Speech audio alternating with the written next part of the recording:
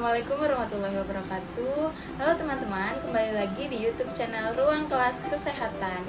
Perkenalkan, nama saya Siti Nur Hidayah. Saya dari Program Studi Keperawatan Universitas Indonesia Maju. Pada kesempatan kali ini, saya akan membahas tentang perawatan kesehatan lansia. Dimana di sini kita akan membahas bagaimana cara kita merawat lansia. Semoga bermanfaat untuk teman-teman. Halo teman-teman, baik, pada kali ini yang akan kita bahas yaitu perawatan kesehatan lansia. Apa sih yang teman-teman ketahui tentang sehat?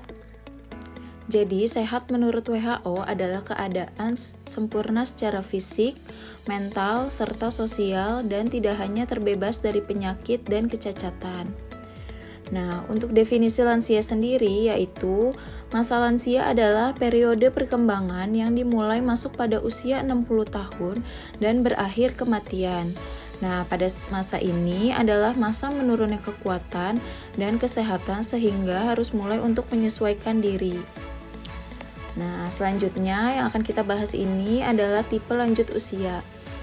Jadi, tipe lanjut usia ini ada 5 ya teman-teman, yaitu yang pertama ada tipe arif bijaksana, di mana lansia dapat menyesuaikan diri dengan perubahan zaman, mempunyai kesibukan, bersikap ramah, serta menjadi panutan. Lalu tipe yang kedua yaitu tipe mandiri, di mana pada tipe ini lansia dapat mengganti kegiatan-kegiatan pada saat muda yang telah hilang dengan kegiatan-kegiatan yang baru. Nah, untuk tipe yang ketiga adalah tipe tidak puas, di mana terjadi konflik antara lahir batin dan menentang proses penuaan. Nah, tipe ini seperti dapat menyebabkan kehilangan daya tarik. Nah, untuk tipe yang keempat ada tipe pasrah, di mana lansia di sini menerima dan menunggu nasib baik. Nah, untuk tipe yang terakhir, itu ada tipe bingung, di mana lansia merasa kaget serta kehilangan kepribadian dan mengasingkan diri. Nah, untuk selanjutnya yang akan kita bahas yaitu tentang kebutuhan hidup orang lanjut usia. Di sini ada 5 kebutuhan hidup orang lanjut usia. Yang pertama, kebutuhan fisik. Yang kedua, kebutuhan ketentraman.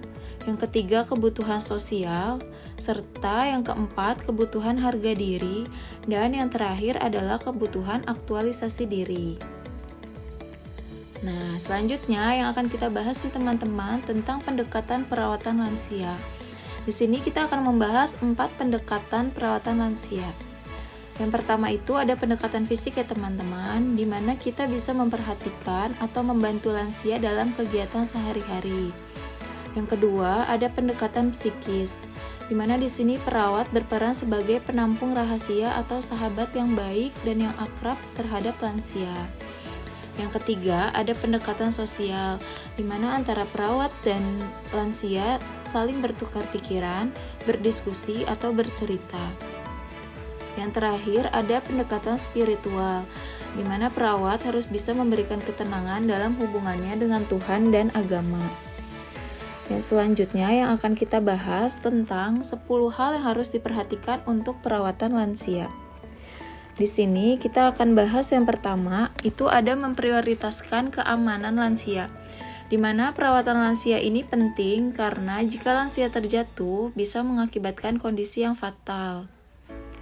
Lalu yang kedua, ada memperhatikan kebutuhan nutrisi, di mana di sini sangat penting kita memenuhi kebutuhan gizi untuk lansia yang seimbang dan beragam.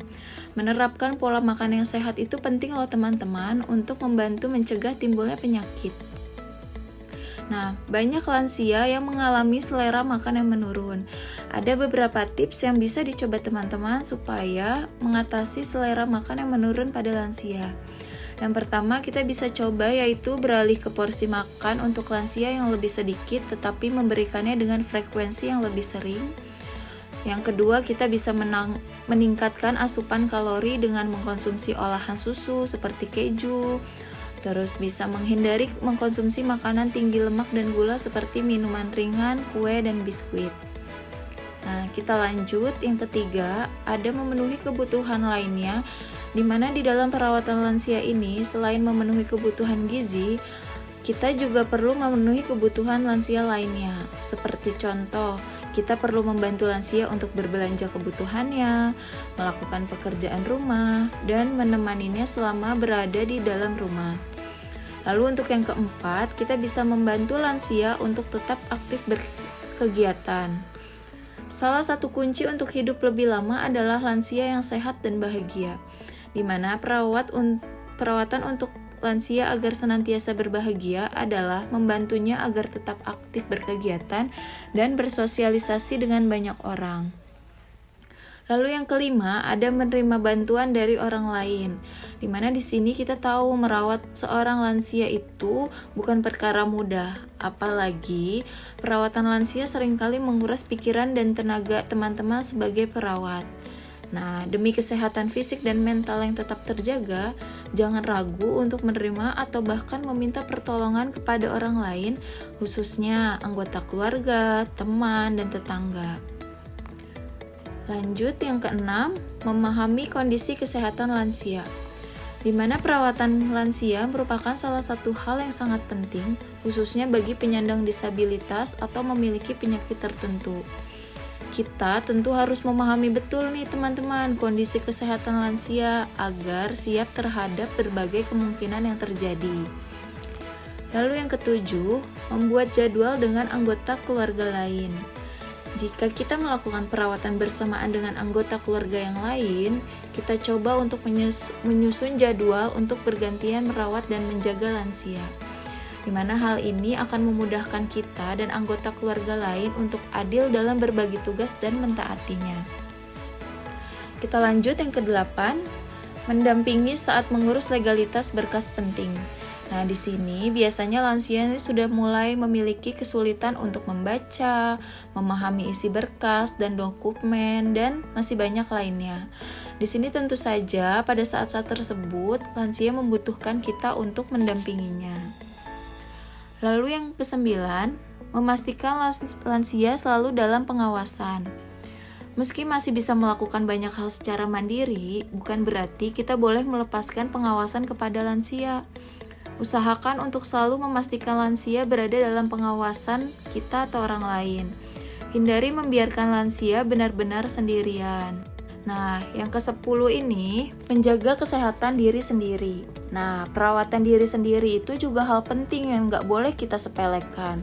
Jika kita memang sudah tidak mampu lagi dan membutuhkan waktu untuk beristirahat sejenak, jangan ragu untuk meminta bantuan kepada orang lain ya teman-teman. Nah, di sini kesehatan fisik dan mental yang baik dari seorang perawat bisa terpancar dan membuat lansia ikut merasakannya. Nah, selanjutnya ada kunci menuju lansia yang bahagia, di mana B-nya itu adalah berat badan berlebihan harus dihindarkan. A. Atur makanan. H. Hindari faktor resiko penyakit jantung. A. Agar terus merasa berguna dengan mempunyai aktivitas yang bermanfaat. G. Gerak badan teratur wajib dilakukan. I. Ikuti nasihat dokter dan hindari situasi tegang. A. Awasi kesehatan dengan memeriksakan kesehatan secara berkala. Baik teman-teman, sekian penjelasan saya tentang perawatan kesehatan lansia. Terima kasih. Semoga penjelasan yang saya berikan dapat bermanfaat untuk teman-teman ke depannya ya dalam melakukan perawatan pada lansia. Jangan lupa teman-teman bisa di like, comment, share, and subscribe ya teman-teman agar teman-teman nanti ke depannya bisa mendapatkan informasi-informasi terbaru di ruang kelas kesehatan. See you teman-teman.